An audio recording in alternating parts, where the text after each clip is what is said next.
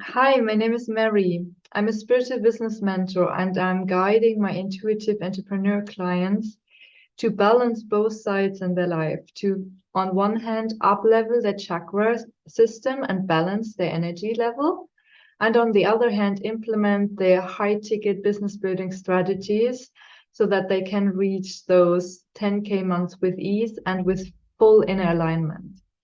And on today's Rainbow Talk, I have Grace Herman, a beautiful embodiment coach and grief guide. And we're going to speak about the aspects of grief in business and why working on your grief and your subconscious grief is so, so important for your forward movement in business and in life. And as I am changing my own business aspects, I'm currently grieving one of my parts, one of my business aspects, and I will probably change the language of this channel to German. If you're screaming like, no, no, no, I love these videos and Mary, please keep going, I might be open for keeping this channel active. But as I'm back in Germany and I finally learned how to speak my heart, even in my mother language, I am now happy to jump into German and give my German voice my presence. So, however you feel about this, let me know in the comments. Thank you for being a subscriber here and enjoy the call with Grace now. Hey everyone, hey Grace. Oh, I'm happy to have this conversation. So Grace and I have just like connected and been flowing a bit about grief and business. I think that's the big topic we want to highlight today. And we want to have a look at the different stages of grief in business and how we can sense it and how we can deal with it. And I'm pretty excited about it because that's a topic that's not addressed often. Like, especially grieving is not addressed often, but then grieving in business, letting go of business ideas and identities, while that is so close to our hearts usually. So, yeah, I'm excited to see where we go. And yeah, Grace, take some time to introduce what you're doing and how we met or what's your intention with your work. yeah. Thank you so much, Mary, for having me. So I'm a dance therapist. I was trained as a dance movement therapist, and I'm an embodied grief guide. So in sort of a broad way, I help people connect to their bodies to process and integrate grief. Because grief at its core is an embodied experience, right? It's not an intellectual process. Hmm. So it's really important to connect to the body first and foremost so that the other parts of it can unwind. And then more recently, I've been kind of narrowing my focus and specifically working with people with yonis and helping them connect to their sense of pleasure and joy and just connect to this part of themselves. Um, and I think about it a lot in terms of the metaphor of the shadow, right? Like the yoni is largely hidden from the light. And I think that when we connect to that part in service of grief, whether or not it's like physically pleasurable or not, I'm not even like necessarily trying to get people to orgasm unless that's what happens authentically, but really about just connecting to that part of them and letting that move the grief, because grief is embodied, but it also is at the root, right? And the yoni is the root of um, the female body. So Mhm. yeah, that's kind of those are the realms that I'm playing in, sort of at the intersection of grief and pleasure and power and joy and embodiment. Mm-hmm.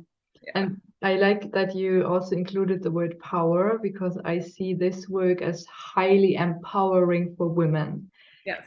Like you said, our yoni is our power center.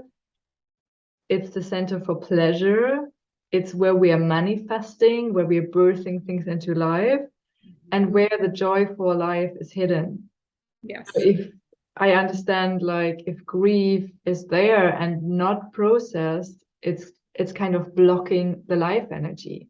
Yes. And then going to that sensual center and playing with it, and through play opening it is, yeah, beautiful work. Thank you so much. Yeah, it's really like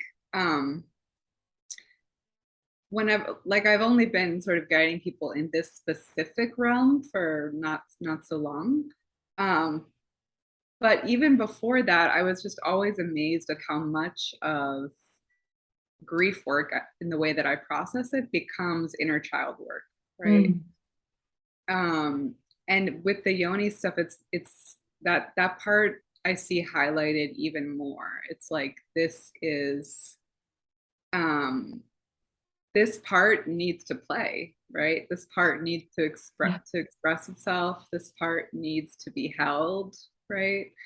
And so it really like opens up that capacity in people to do that for themselves in general.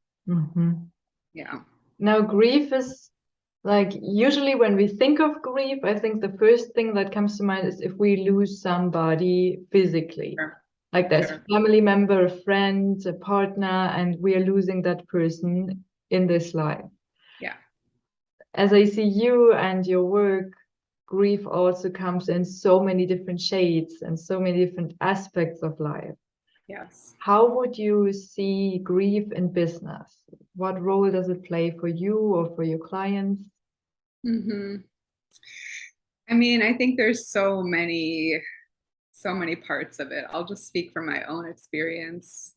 There was definitely like grief at the beginning of starting my business around like there was definitely a letting go of like a certain sort of set of steps that I had been taught, right? So like whatever your training is, if you've been trained as a therapist or something like that, as I was, there was a sort of a very narrow path laid out that like you go to this state, you get licensure, you do this stuff. And I had to grieve the fact that I didn't want to do that and like let go of these preconceived ideas of what I should be and how I should be working with people, right? And saying no to working with insurance companies and all of that. There was some grief there because I was like, I don't know anyone else in my particular field, maybe a couple people, but who are doing this thing, right? Like there's grief in doing something new. There's grief in so doing, wise. There's yeah. grief in doing something new. Yeah. Beautiful. Because as humans, we need a mirror, right? Like we need a reflection, we need a resonance, we need someone who can reflect back what's happening and be like, yes, this is real, which is why coaching and, you know, group work is so valuable. But at the beginning, before you have that, before you find people, before you have your community, it's like you're really kind of out here alone, you know? Yeah, beautiful. And that is scary. There's a ton of grief that comes up with I that. think that applies basically when I feel back into my beginnings. That applies most likely to everyone who is starting as an entrepreneur. Yes. Everyone who is freeing him or her from that vision of what the parents wanted them to do, what society wanted them to do. Like I studied and then I didn't, like I knew if I find a job in my studies, I can do that, but I knew I would get sick again, mentally sick. So I decided to pivot. And then there was so much like, not pressure, but questioning from my family. Sure. Like, why did you study? Now you don't work with that, like all that lost energy and time and money and years and all these difference. And I haven't seen it as grief. That's why I'm bringing it up now. But I agree totally. There is grief of that path in life that we don't take. Yes. And that, oh, that gives me goosebumps. Like Yeah. grieving the path that we are not taking in life. Yes. Mm. And, you know, especially depending on the family dynamic that you grew up in, especially for people who sort of have like I don't know, a people pleaser part that's pretty loud, who really want like, I had one. yeah, totally.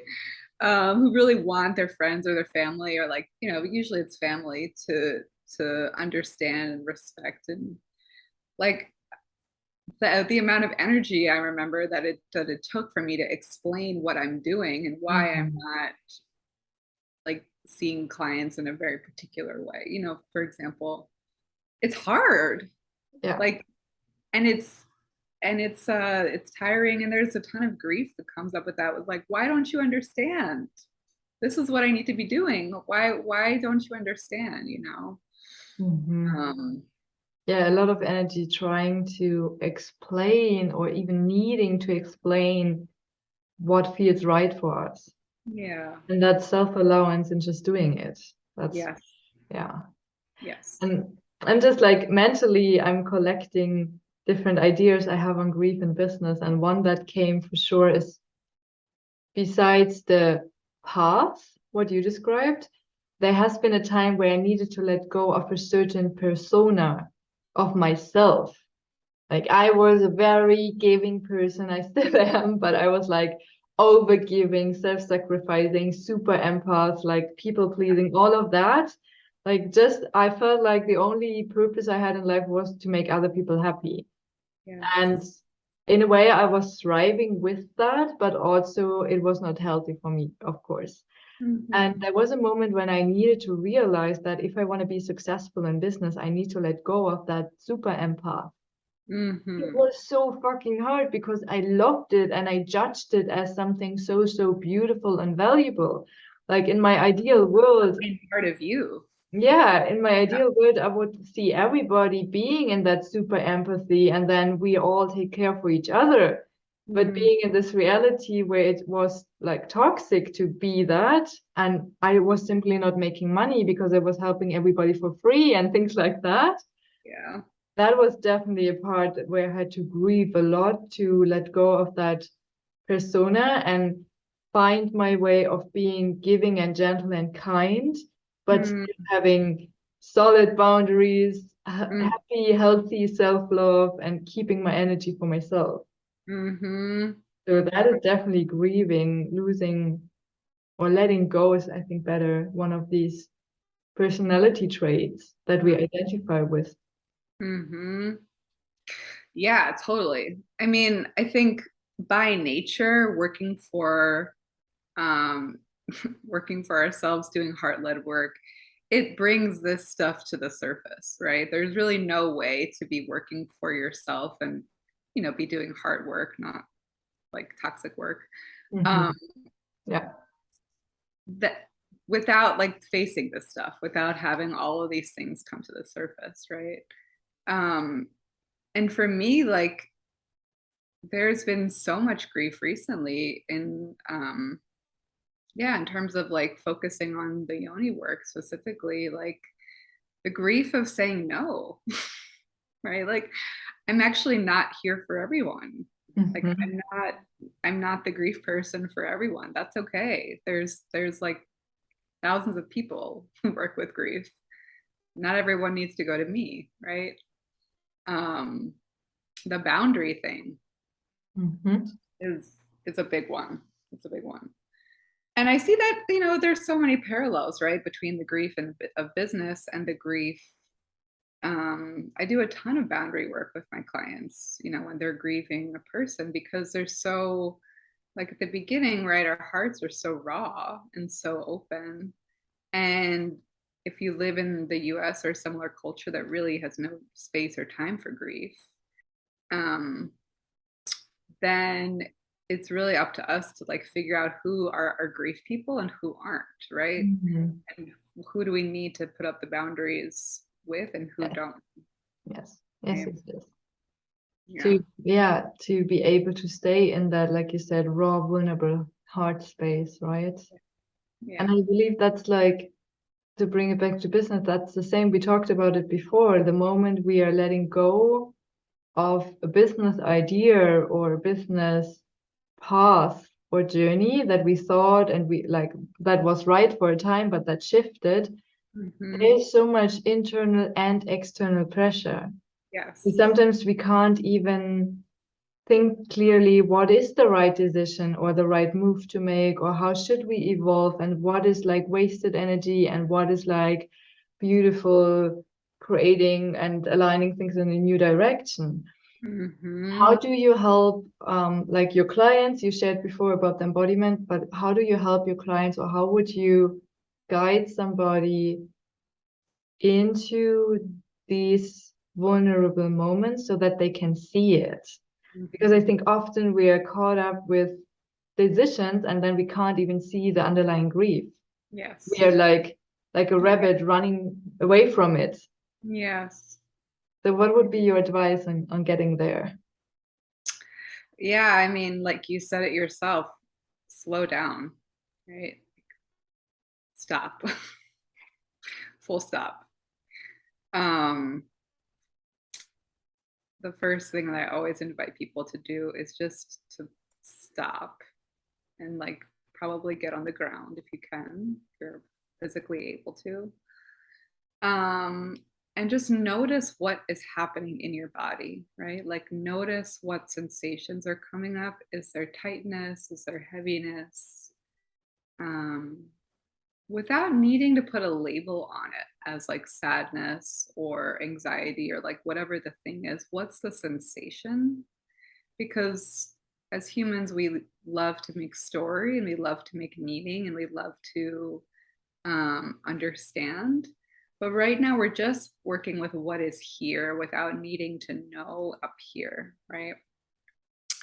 And once you can tune into your sensation, so for example, if your sensation is like you're feeling like heavy in your belly, say, I just invite you to place a hand over that part of your body, right? And you can close your eyes if that's helpful.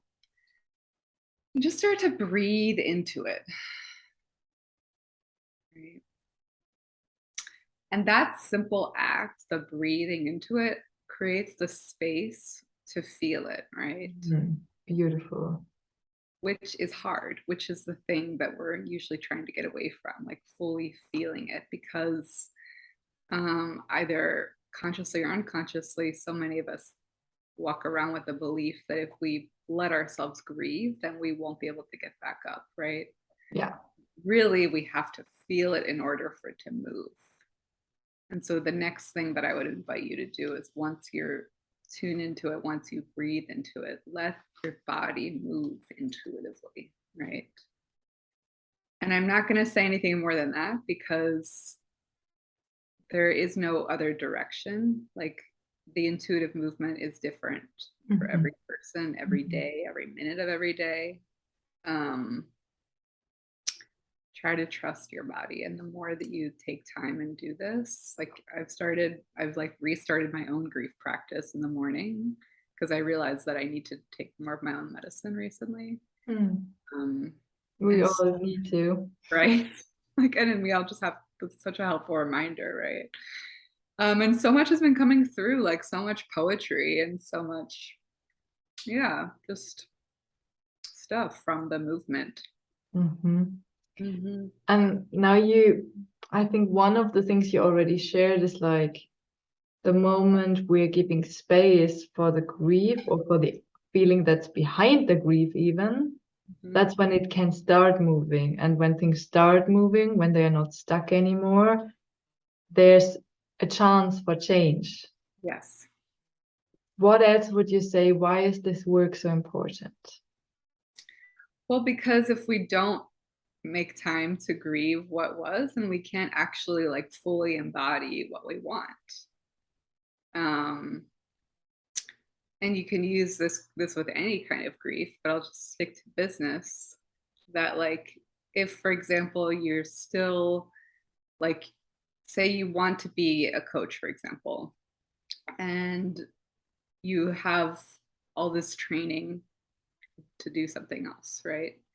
If you're still operating unconsciously with the belief that you should be doing that thing, or with the even with that kind of training in your body, it's going to be so much harder to fully step into being the coach or the whatever that you need to be and that you want to be, because there's still a part of you that's like stuck back here, or even more accurately, like stuck deeper down, right?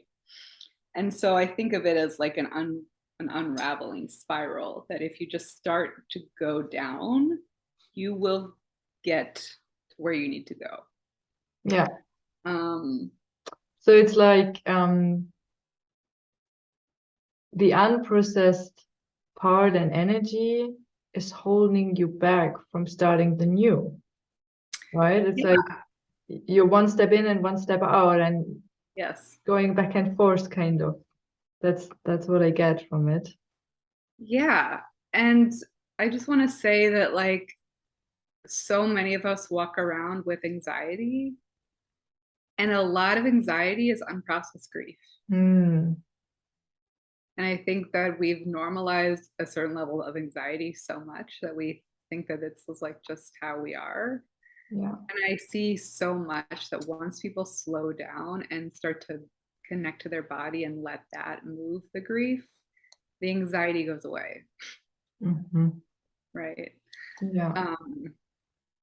So, yeah, and I see this so much with other people in business, myself included, like the anxiety of what will be, what will happen. Often there's grief underneath there. Beautiful. Yeah, I haven't thought of that. I Mm-hmm. think an anxiety that almost every business owner has is the fear of making the money, right? Sure. Like that's Totally. like especially in the first years of building it up, but even like in my experience, the higher your success becomes, the more Mhm. overhead you're having. You're getting more income in, your financial flow is bigger, but there's also bigger sums that are going. Yes. It's the same kind of game, it's just getting bigger and bigger, and you're more fluent with money. Of course, Mm-hmm. if you're smart, you're also like building more security. But the basic idea is that the edge of becoming broke again is there if you are just starting out and you're having your first clients, if you're making your 10K a month already, or if you're at a 7, 8 figures, it's the Yes. same thing. It's Yes. still that edge of like, okay, if I do this investment now and then this client that next month is not going as expected, then I have a problem. Mm-hmm. Then I have a problem, and more accurately, that I am a problem. Mm. Right? And Like that. failure. Yes, that there's something wrong with me, that I fucked up, that I did something wrong, that I should be such a such place. Yeah, Um, I should have done something differently or yeah, and not good enough. depersonalizing it is hard. Like, it's hard to not take it personally. It's hard I mean, I don't know. I think I certainly tend to be hard on myself. I think many people do. Especially as sort of like people that have gone out on our own. We already have a certain level of like um confidence and trust in ourselves. I think it's easy to for that to flip and be like, and to be extra hard. Mm-hmm. um yeah. Mm. Yeah, I'm just feeling into like what else we want to bring to the table today, because I feel like it's an essential topic. That's Mm-hmm. how I see it. It Yeah. is death is part of life. Yes. So of course, grief is supposed to be part of life as well. But Yes. like you said before, we've been raised with like you grieve maybe on the funeral. Yes. So, but even there, like we have so many social boundaries that people don't cry or mourn or shout out their grief. They are hiding it and like quickly drying the tears. So there's Yeah. almost no space for grief, even though it's an essential part of our lives. So I feel like we for sure could talk about it for hours and hours and Yeah. hours. And like I like the idea that bringing it to something like business, which seems even like the farthest away from it, makes it so obvious that it's everywhere. It's in Totally. relationships, it's in personal development, it's in family and friends, it's in social cultures, it's in work life, it's in business. It's like grieving is part of our lives. And Totally. I'm so happy you're doing this job and giving more space to it. Really, Yeah. it's beautiful. And I just got an idea, like speaking of the funeral, something just came through that like another important part of my work that I do and that I invite anyone to do who's watching is to create a ritual around your grief, right? So if there is a part of you that you do need to grieve, that you do need to let go of, you can have a funeral for that part, right? Like you can spend time with that grief each day. You can create an altar for it, like whatever feels intuitive and right to you, but ritualize that experience. Have a ceremony, like whatever feels right to you, because that helps the energy metabolize. That helps it move. And give space consciously, right? Yes. Yeah. Yes. So if anyone who's watching wants to know more about your work, wants to get in touch, how can they? What are the options? Yeah. You can check out my website. It's gracebellaharmon.com. You can email me at grace@gracebellaharmon.com. And then I also have a free masterclass coming up on Monday, so the 22nd. And it's from 4 to 6 Central Time. It's called Yoni Grief Connection. So it's for anyone who has a yoni and grief, which is pretty much everybody with a yoni, who's just interested in exploring that connection in their own bodies. And yeah, I'm also opening a 4-month container in September. And yeah, it's all on my website. So yeah, I'm gonna put it in the comments under this video, and then people can find you. And yeah, also I'm on Instagram at Move Your Grief. Move your grief. Yes, beautiful. Would you say, you said like it's pretty much for everyone with the yoni and with grief. Would you say it's for every stage of grief, every area of grief, or is there I anything? think people who are interested will be drawn to it regardless of the grief. I have noticed that there is a good amount of people that are interested because of either like old grief or grief that's specifically related to their yoni. So like losing a child or like having an abortion, things like that. But I used to sort of do like fresh grief and older grief. I don't really distinguish between that now, because I think that if you're ready to connect to your body and connect to your pleasure this way, you're probably farther along in your grief process. I was not here at all, like right after my mom died, right? So I think that the people who are drawn to it will know if it's right for them. And that's so beautiful. Like one of my shamanic mentors also said, like sometimes people come with grief, and sometimes you can have somebody 2 weeks after losing somebody and they talk about it as if it's like years and years ago. So a lot has moved already. And sometimes you can talk to somebody and it sounds like their beloved one died last week and it's 25 years ago. Yes. So it really depends on the personal process where somebody is.